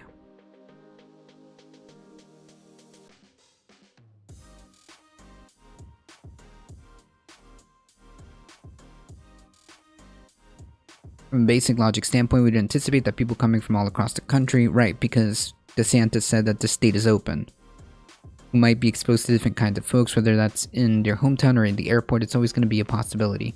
I mean, like, yeah, look at this. Not a single mask. Oh, wait, I think this one girl has a mask, on her chin. Like, she said that letting the coronavirus spread could also form new dangerous mutations to form in addition to ones already discovered abroad and imported. Yeah, true.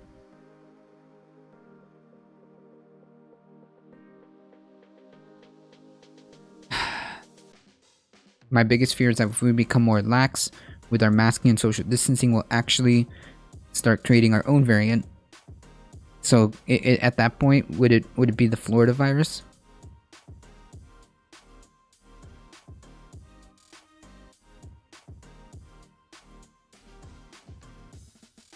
It's going to keep spreading and mutating for a long time? Yeah, because clearly we can't get it together.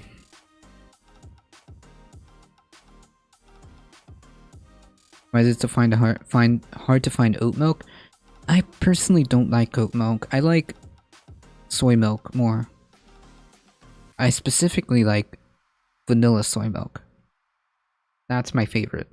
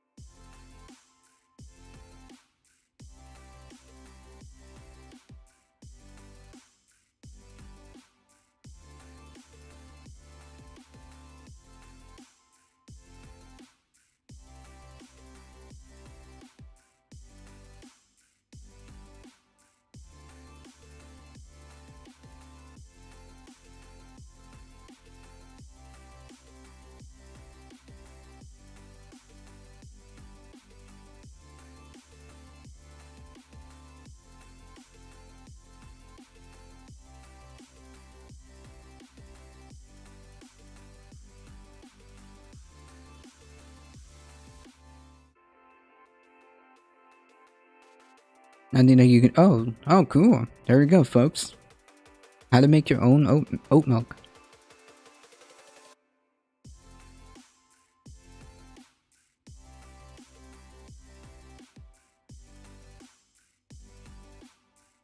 No one just said DeSantis signed the controversial anti-riot vote. Yeah, I mean, I think that's just like, I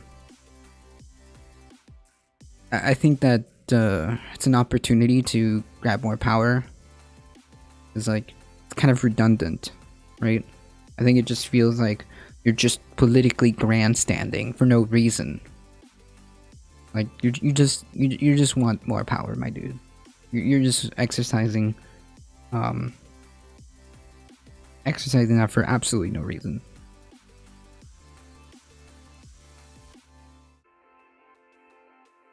Miami's law enforcement said earlier this month that there's large crowds in the city because people wanted to find places with few restrictions. Yeah, that's why they came here. Like, this isn't hard to put together. Alright, hold on, folks. I'll be right back.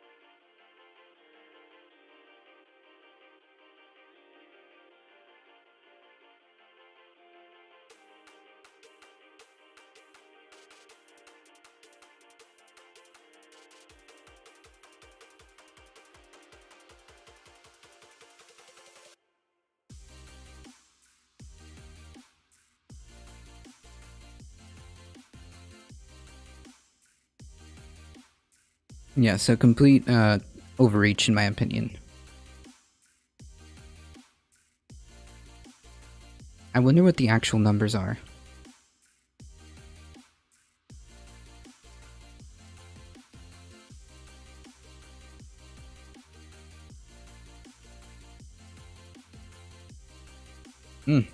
Nice.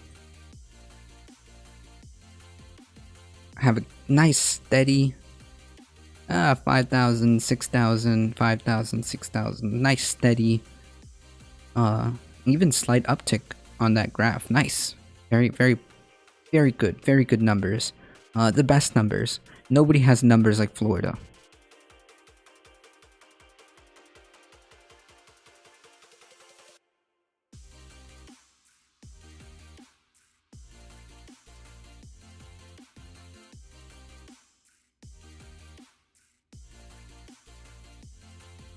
Those are rookie numbers, true. Unbelievable.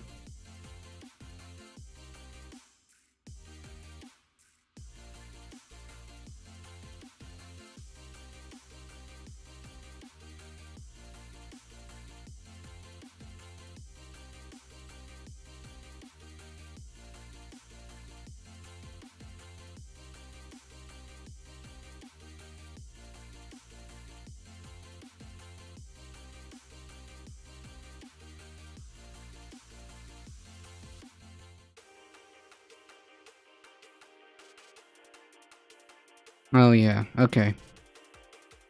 This is what I was talking about earlier.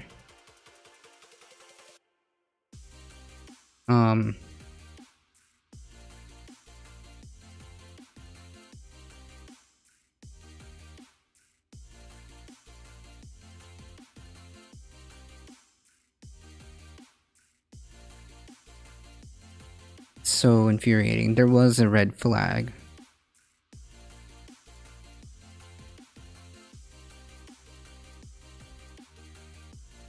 The case of Brandon Hole appeared to be exactly the kind of situation these laws are designed to address. Indeed, last March, when Hole's mother raised alarms about his mental state, the police seized a shotgun from his home. It was never returned. But a year later, the police said that Hole, 19, shot 8 people. Okay. Using rifles he had legally purchased not long after the incident in March of 2020.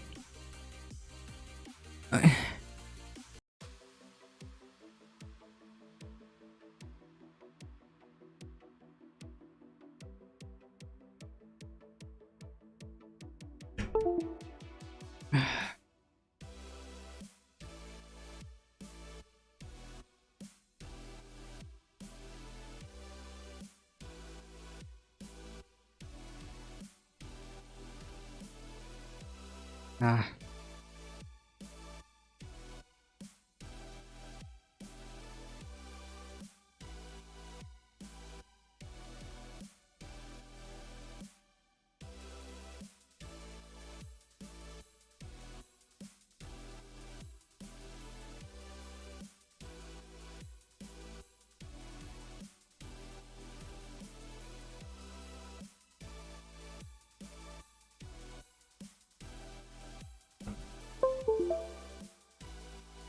While many details are still unclear, Holt's cases are still bring example of how even states with widely supportive safeguards can fail to prevent dangerous people from obtaining firearms.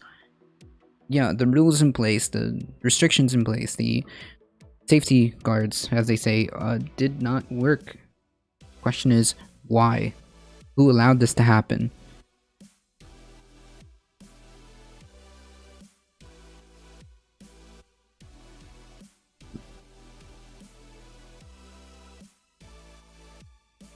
Local officials have struggled to explain how a man who was deemed by law enforcement too unstable to possess a weapon could go on to legally buy one a month later. Yeah, a month later.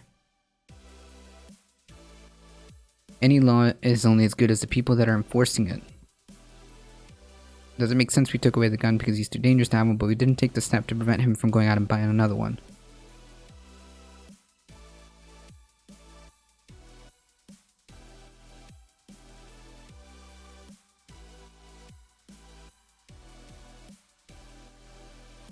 Yeah, so the point being is there are systems in place that you can do, but if you don't use them,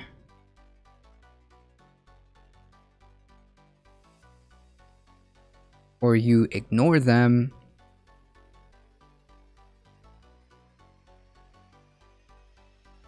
that's a problem.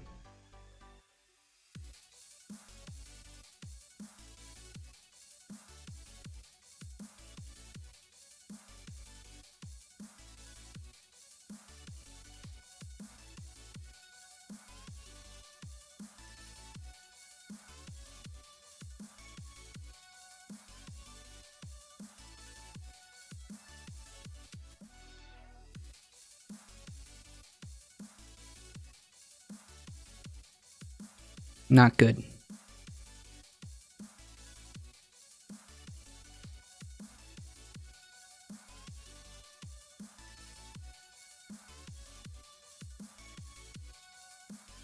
have been a combination of user error using a computer system, physical error when the person was recording data, anything in between. Yeah, sure. There was somebody somewhere that messed up. That's true.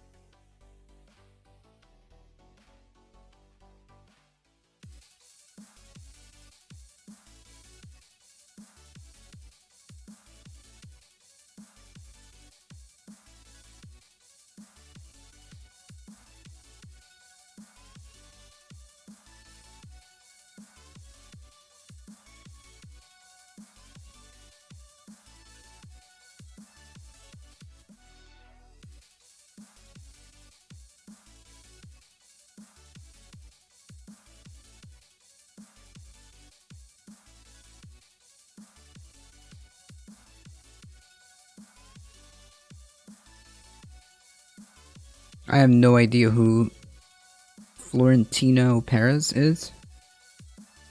Why wasn't someone here for this person? This needs to be a mass investment in communities. And they have been bled. Yeah, exactly. I mean, there is definitely, again, I will bring that back around. I mean, how often would, I mean, if people had food, housing, education, healthcare, which would help ideally with mental health, how is this not a thing? How is this not a push, for this?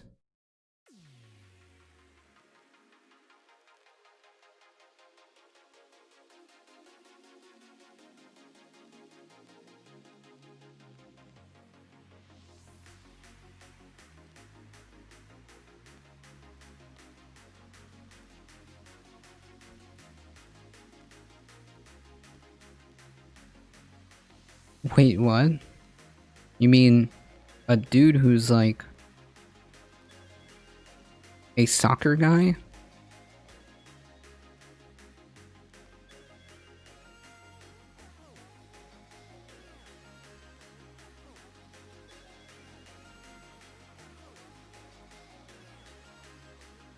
Goes down to little mental health support, lack of proper resources. Yeah, sure.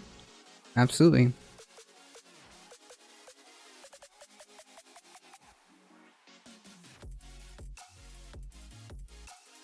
He's been. What are you talking about, dude? This guy is like a soccer guy. He's like the owner of like a soccer club.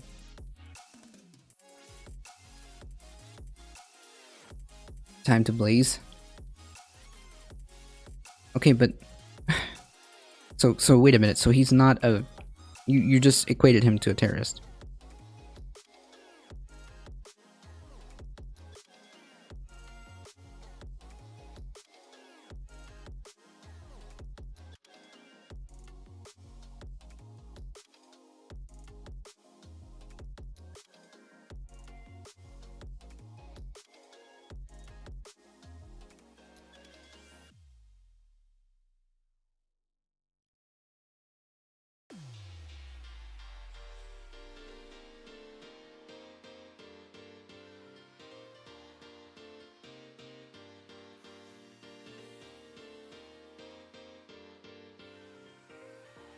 Why?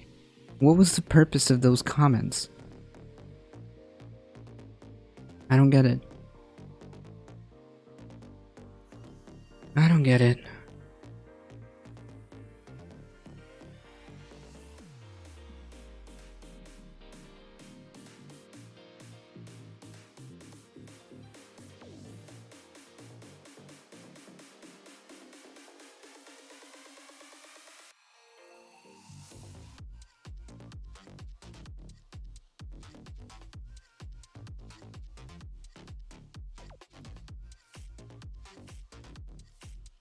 Blazing glory.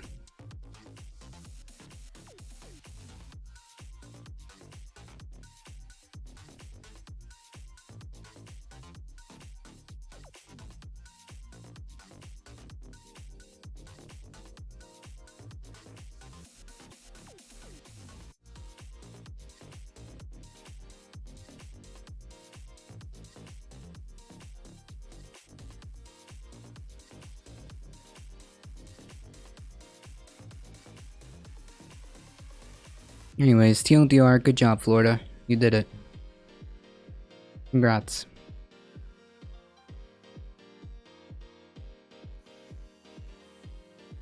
You did it, Florida. Yeah, Aaron did.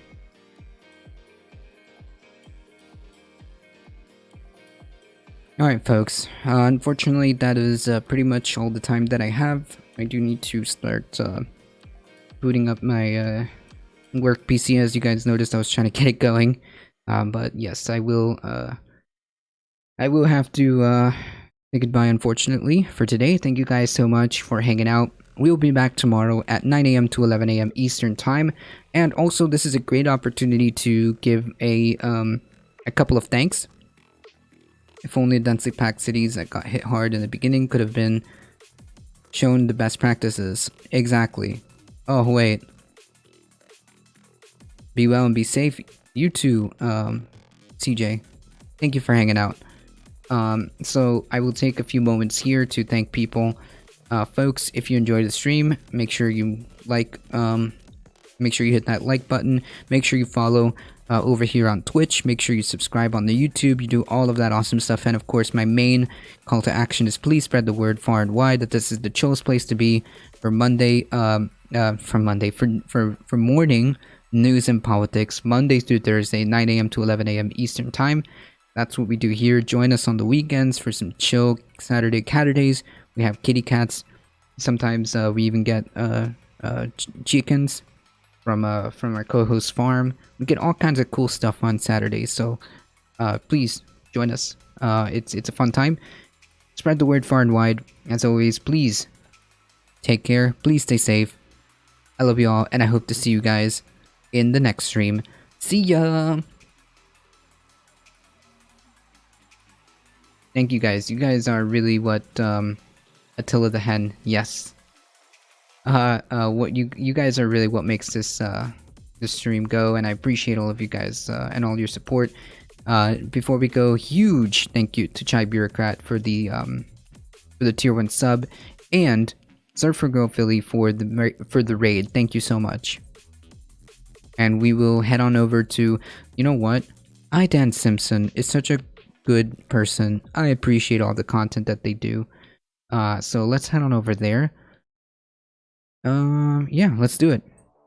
Alright, folks, we're heading out in... Thanks, ADT. Thank you for hanging out.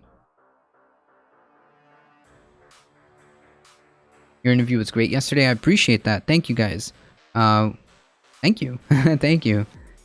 We're gonna head out in 5, 4, 3, 2, 1. Here we go.